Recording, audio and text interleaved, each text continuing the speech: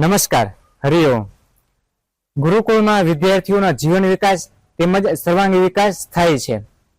ગુરુકુળમાં શિક્ષણની સાથે ઋષિકુમારોને પોતાના જીવનને સુવ્યવસ્થિત, સુખમય અને સુવિધાપૂર્ણ કઈ રીતે બનાવવું તે પણ શીખડાવવામાં આવે છે.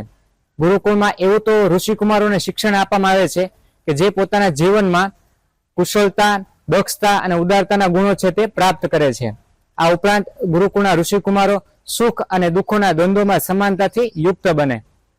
ત્રિકાળ સંધ્યા કરવાથી ચિત્તની ચંચળતા મટે છે. એટલા માટે ગુરુકુળના ઋષિકુમારોને નિત્ય રૂપે ત્રિકાળ સંધ્યાનો લાભ આપવામાં આવે છે.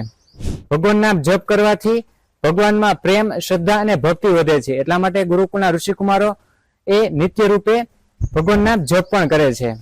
આ ઉપરાંત ધ્યાન કરવાથી મનની એકાગ્રતા શક્તિમાં વધારો થાય છે. એટલા માટે ગુરુકુળના ઋષિકુમારો ધ્યાન પણ કરે છે. યજ્ઞ કરવાથી વિદ્યામાં લાભ થાય છે. એટલા માટે ઋષિકુમારોને યજ્ઞ પણ કરાવવામાં આવે છે. ગુરુકુળમાં ઋષિકુમારોનું શરીર સ્વસ્થ, તંદુરસ્ત અને મજબૂત બને એટલા માટે નિયમિત રૂપે આસનો કરાવવામાં આવે છે. સૂર્યનારાયણ દેવ એ બુદ્ધિના દેવતા છે અને સૂર્ય નમસ્કાર કરવાથી બુદ્ધિ શક્તિમાં વધારો થાય છે.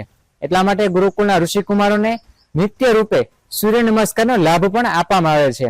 આ સુસંસ્કારોનું જ્ઞાન એ દેશ અને વિશ્વના ઉજ્જવળ ભવિષ્યના નિર્માણ માટે ગુરુકુળના માધ્યમથી આપવામાં આવે છે.